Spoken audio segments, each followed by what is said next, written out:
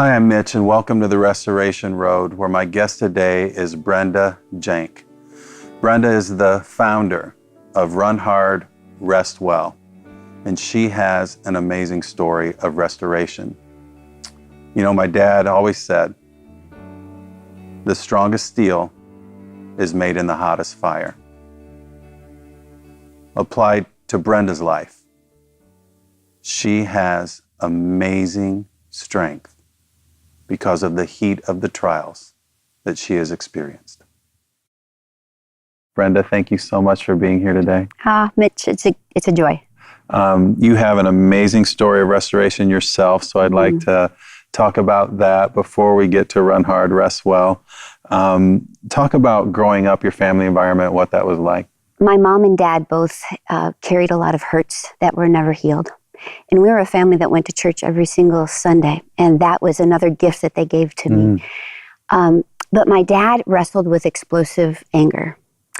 And there were 4 of us kids growing up. And for 3 of us, when Dad barked out an order, he would say, jump. We'd say, how high? But my older brother would look at him and go, why? And we all incurred my dad's anger. But with my older brother, it became abusive.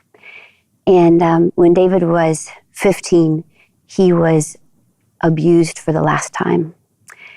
And that night he packed his bags and he was gone. How old were you? I was 5 at the time, and I adored my big brother. And we didn't know if he was alive or dead for the next 3 years. He was gone. As a family, we went to church every single Sunday, but my mom and dad, they were never modeled how to self-feed on the Word of God. They were always spoon-fed. And I don't think we can grow the roots that life requires when the storms hit. My mom never drank alcohol. As she had her first drink when she was 36 years old. My brother took off when she was about 43. And without the faith roots to handle that kind of trauma every single night, is he safe? Has he eaten? Is he hurt? Is he cold? Is he alive? She turned to alcohol. And by the time I was in 4th grade, there wasn't a day that I wasn't walking home from school wondering if I would find my mom alive or dead. And it was the biggest family secret. We had family. We were active in a church, and my mom would go to work, and she wouldn't start drinking until she got home. And my job was to take care of her. I believed that if I could keep her happy enough, maybe she wouldn't drink. Do you become almost the mom of the household? Yeah, I did. So you would come home, she would start drinking, and you would take care of her and take care of everybody else, I assume. Right. School activities weren't a big part of my life because I felt such a responsibility to get home. And is your dad still verbally abusive and physically abusive? Right. He only crossed the line physically with my older brother. Verbally, it was a regular occurrence. And often he was contrite at the end. So it was this mixed bag that we always got. Jesus is your rock. How did he manifest himself to you in that time period to endure? At about age 11 and 12, I discovered that I didn't have to just read the Bible in Sunday school or in church, but that was something I could do on my own. And I don't know if anyone even introduced me to it, but already at that age, I was already grabbing pens and highlighters, and words would become mine. I heard him speak again and again through his word. Through all this, I felt loved by people. There was so much hurt, but there wasn't abandonment. There was a circle of love. When I was 16, there was finally the breakthrough. I got invited to a youth retreat where I was the only one from my church there. And so it was safe. No one knew me. People were from other states. And it was a 5-day retreat. It wasn't short. It was a leadership event. And during one evening worship service, probably 2 nights before we ended, a song touched me in such a way that I began to cry. And I could not stop. And there was a gentleman close by that could have been my dad. He was that age. And I didn't particularly get to know Leon. We hadn't been in any small groups. But he ended up moving close, and he wrapped an arm around me. And the service ended, and I think I cried for an hour. I couldn't stop. Leon went back home to Iowa. I went back to my home in Illinois. And every Monday morning, he would wake up and he would write a letter to me. High school was particularly rough. There's such a loneliness. So many kids were and I had some dear friends, but activities weren't a part. I would march home. I assume your mom's still in the same addiction, and you're coming home and you're doing that. She is. She went to her first rehab center when I was 14, and it came out of the rehab center not really believing she had a problem. And so she was a dry alcoholic for about 3 months. And just we were walking on eggshells waiting for her to drink. And it happened. I am incredibly thankful for AA, and I'll get back to that. There's 2 reasons. I attended my first AA meeting with my mom when I was 16. And I was absolutely amazed. There were probably about 20 adults in the room sharing their stories. And I was so touched by the masks were off. These were very real people on a journey, and I was so touched. And as the sharing continued, I found myself getting mad and madder and madder. I thought, why in the world is this not the church? Yeah. For us, World War III would take place almost every Sunday morning, trying to get out of the house to get on time, and there would be angry words and or silence and sullenness, and then we get out of the car, and put smiles on our face and pretend that everything was okay. And probably every family has an element of that, right? To some degree. Yeah, but to some degree. This was deep. Yeah. Yes. And so it was life-changing. That encounter, I recognized the power of story.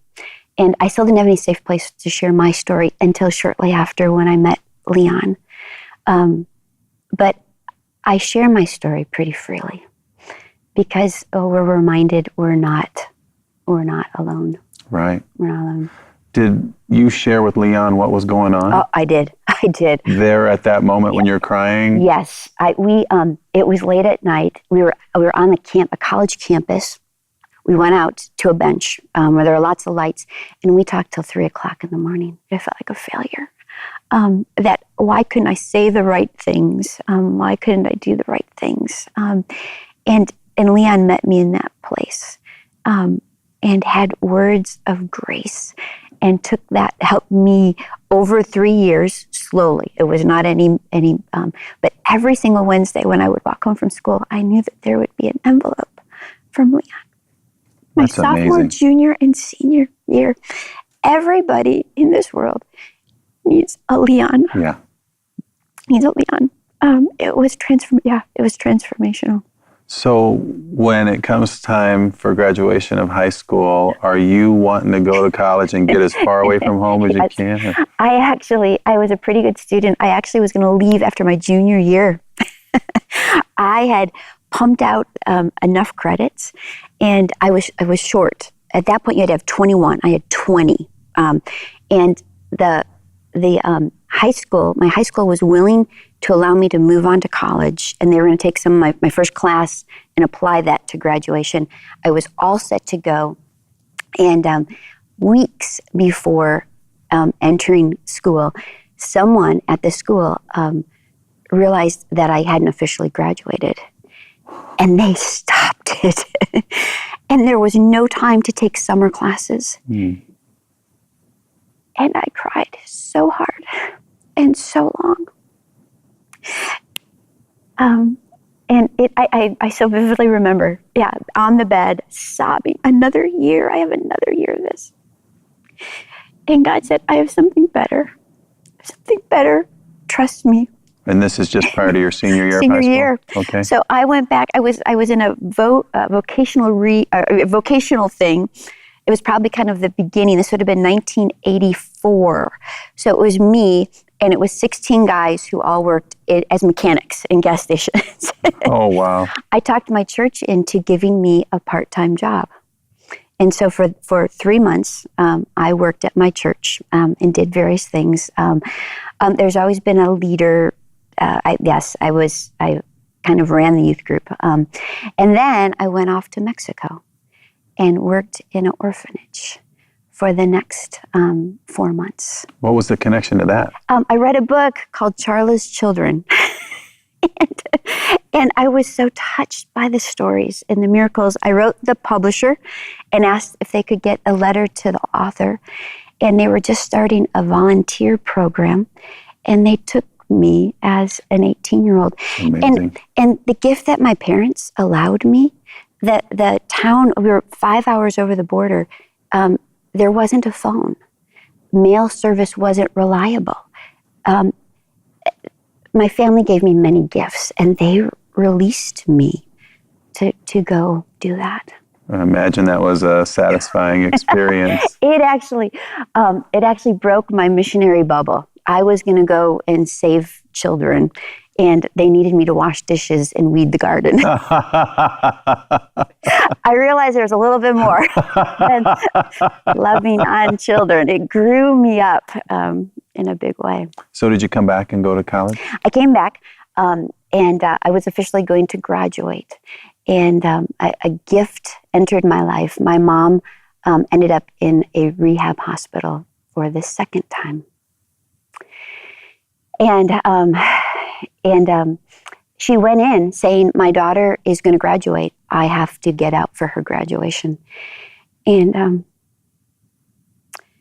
once she was in, they said, we're not. You have to decide what's most important, your recovery, the rest of your life, or a mere hour of your daughter's life. Yeah. And I was so terrified that she was going to choose to come back. Mm-hmm. And she gave me the gift of not coming back. Wow. And then we had the privilege and the opportunity of taking off our masks with our family and our friends for the very first time. Wow. The best graduation gift. But Mitch, ultimately, as thankful as I am for AA and rehab centers, her sobriety only lasted about 7 or 8 years. What did it for my mom, finally, was a small group Bible study when she was 60 years old. Wow. That's divine intervention. And it was so transformational. She fell in love with Jesus. She became passionate about his word. My dad became passionate about his word. Everywhere she went, she had these little crosses in her pocket. And everyone that she could possibly share her story, she would tell them of the decades of emptiness and loss and the transformation of Jesus. And she passed those crosses out wherever she went. That's incredible. You make me think of Mother Teresa and the fact that she grew up in a home where her mom would constantly minister to the downtrodden. And so it was just natural for her to do this with her life. You were experiencing this tremendous tension in your home, and you had the opportunity at a young age to minister and to do that. But what's amazing to me is how you get married and you have a passion for kids in need. I'd like to talk about how you and your husband talked about that, for the very first time. Right. that conversation for us began before we were even married. We knew we wanted to adopt special needs kids. And we ran into a little infertility. And so and we just thought, okay, we're going to adopt first. And if we have birth children, we have birth children. And so in the course of our five, our two oldest and our youngest came home through the miracle of adoption. They were all waiting kids, all with special needs. So in our lifetime, we said yes to a child with sickle cell anemia, and we said yes to a child with cerebral palsy. We did not get a child with cerebral palsy, but we got a child with sickle cell anemia and Asperger's and a stroke disorder, a child with significant attachment issues, and a child with fetal alcohol syndrome. And in addition to that, our first birth child born to us was born with spina bifida and hydrocephalus. My goodness. Every single day, my kids need more from me than I remotely have to give. And God gave me a gift when I was 27, 27 years ago. I was a type A person, driven. I was working in an urban setting in a church, and God blessed me with a body that couldn't keep up with my dreams, and I got very sick. And during that time, I got introduced to the idea of rhythm and rest through a book on Sabbath. I grew up believing that to keep this Sabbath meant go to a worship service with your family and then go home and eat pot roast. Mm-hmm. And if you did that, you were good to go. Right. In this book by Marva Dawn called Keeping the Sabbath Holy, I recognize there's something more. So I became the most faithful, miserable Sabbath keeper this world has ever known. I would go, oh, here's this set-aside day, and I can move into it. But it was so emotionally messy. I live to work. I love to work. But what God began there, and there's lots of stories, it so prepared me for the life with this miraculous group of kids. I've spent more than 300 nights in the hospital, mostly 3 hours away. There were times that we had kids in critical medical situations up here in Fort Wayne and down in Indianapolis. And Tim and I would tag team, just driving up I-69. We wouldn't even have a chance to stop. So he meets us, and we have had the most remarkable privilege. A hard life placed in the hands of God produces a soft heart. Can you say that again?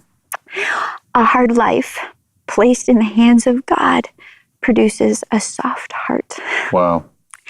A heart where God, the soil is fertile and God can grow. And each of my kids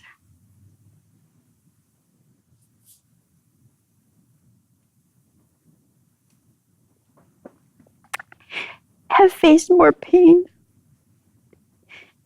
and more suffering than I can even wrap my heart around. And the journey for each of them has been so unique. And there's been times where they have not understand God, and their life has taken so many detours. My kids are now between the ages of 17 and 23. We have 4 boys and 1 daughter. And what God has worked, that the joy of parenting at this age, the journey is not over. Right, right. The last 3 weeks have been incredibly rugged, incredibly. But the journey of walking with them and watching God do in His time and His way, and I still continue to have all those caretaking. And sometimes Mama wants to jump in and try to manufacture and make things happen. And this week, in one of my kiddos, I'm standing back and just in awe of what God is doing in His time and His way. Can you talk about Josh and his challenges and then his ministry? Yeah. Our oldest son, Joshua, came home to us as a 6-month-old with sickle cell anemia. Josh had a stroke when he was 5. about 5% of sickle cell kids have strokes, and he was one of those stroke kids. And so to keep Josh from having any more strokes, he started a regime of blood transfusions.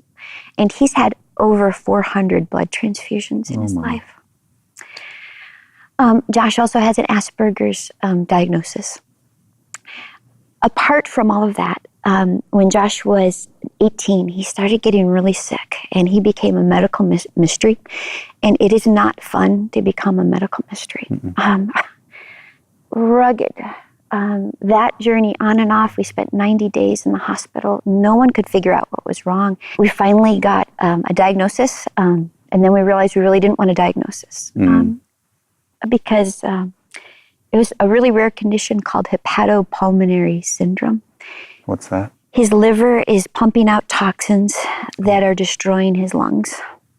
And because he has sickle cell anemia, he's not a candidate for a liver transplant. And the doctor in May, 4 years ago, told us that he would have about 2 years to live. And he desperately needed to be on oxygen, but he refused to be on oxygen because oxygen is only for people who are dying or for people who are old. And I'm not old and I'm not dying. Yeah. And we weren't ready to tell him yet. We weren't ready. Tim and I, it was a very personal journey. That summer, everything that could possibly go wrong went wrong. And by August, Josh landed in hospice care. And it was such a spiral, such a crash descent into hospice care that he was mostly he wasn't conscious. And someone came to the hospice house and gave us a real dear friend, these beautiful little red hearts. They started out as hearts. Okay. They turned to diamonds. Okay. They started out as hearts so that Josh could give people hearts as they were coming to say goodbye to him. He could give them a heart. And then if we couldn't wake him up, we could give them a heart and say, this is from Josh. And Josh loved doing that when he was awake. And we ran out of hearts. And he said, Mom, you got to go find more hearts. And I said, okay, we'll give it a try. And so anyway, I came back with lots of things, and one of them were diamonds. And Josh loves science. And my guess was that he was going to pick the diamonds, and he picked the diamonds. And before long, he was going, Mom, diamonds are made under heat and pressure. And so before long, he's sharing, when he would share a diamond, he'd say, it's red because love matters. And it's a diamond because God does amazing things under heat and pressure. And so he's saying that to family and friends. And then he looks at me and he goes, can I share one with one of my nurses at the hospice house? And I'm like, you sure can. And pretty soon everybody had diamonds. And it's a 14-bed facility. And all the families had diamonds. And Josh stabilized enough so that we could go home. And it just grew and grew and grew. And his dream was 100,000. We're at over 750,000. 750,000 of those red diamonds are all over the world, right? All 50 states. We have the most miraculous stories from all 50 states in 28 countries. This is incredible. Totally God. I don't know how you have time to start an organization, but you founded Run Hard, Rest Well. Could you describe what that's about and how you even do it? It is an act of God. It is an act of God. The most pressing challenge in my life in my early 20s was overload and exhaustion. I loved the Lord. I knew how to run hard. And in his tender, incredible way, he began an exploration of rest in my life. And it was a very private, personal journey for 7 years. I believe there's 4 rhythms of rest that God has for us. 2 are in the Old Testament. Well, they're all everywhere, but 2 are highlighted in the story of creation, sleep and Sabbath keeping. And Jesus is the poster child of the other 2 rhythms, personal prayer and personal retreat. Stillness, be still and know that I am God, and solitude, personal retreat. And so those are the rhythms. And we all know that wellness is important. We all know rest is important, but all the knowledge out there isn't changing us. So when we launched Run Hard, Rest Well as a nonprofit, we target staff and teams church staff, nonprofit ministry staff. And as people get a hold of this message, they're going, okay, I work for a business, I work for a doctor's office, but we all need this. Can you come there? And so Run Hard, Rest Well is becoming a bridge for the whole world. God's word for everybody. That's amazing. In the first year, we ministered to 371 people. The next year, 3,600 people. And I have a kid in hospice care, and in that same time frame, our son with spina bifida had his 9th benign tumor removed from his spinal cord and spent 7 weeks at Riley Children's Hospital. When he's ready to do something, he does something. He does it. Brenda, your life is an amazing ministry. I'm looking forward to the book. Okay. And God's going to do much more, exceedingly and abundantly more than all we ask or imagine. Thank you so much for using your pain for a purpose. I mean, it is absolutely incredible. Run Hard, Rest Well, and how it flowed out of your relationship with God. Thank you so much. Thanks, Mitch. Jesus said, "Come to me, all you are weary and burdened, and I will give you rest." Rest is restoration. It's absence from strife. It's to be made new again. But I can't help but think about what Paul wrote in Romans 5, verses 3 through 5. And it's a picture of what we've seen today with Brenda. Suffering produces perseverance. Perseverance produces character. And character produces hope.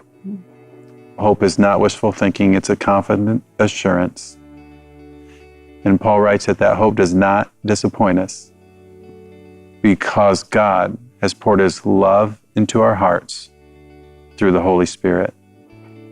If you're going through a tough time right now, understand that there is hope. And that hope is a person. It's the person of Christ and his Spirit. He will pour his love into your hearts if you will just surrender wherever you are to him today, and he will make you new again as you run hard and rest well. Hi, I'm Kelsey, and my dad wrote a book, Street Smarts from Proverbs. And this book is packed full of powerful stories from people like Will Robbins and Shirley Woods, Curtis Smith, and the list goes on. So I'd highly recommend that you check it out.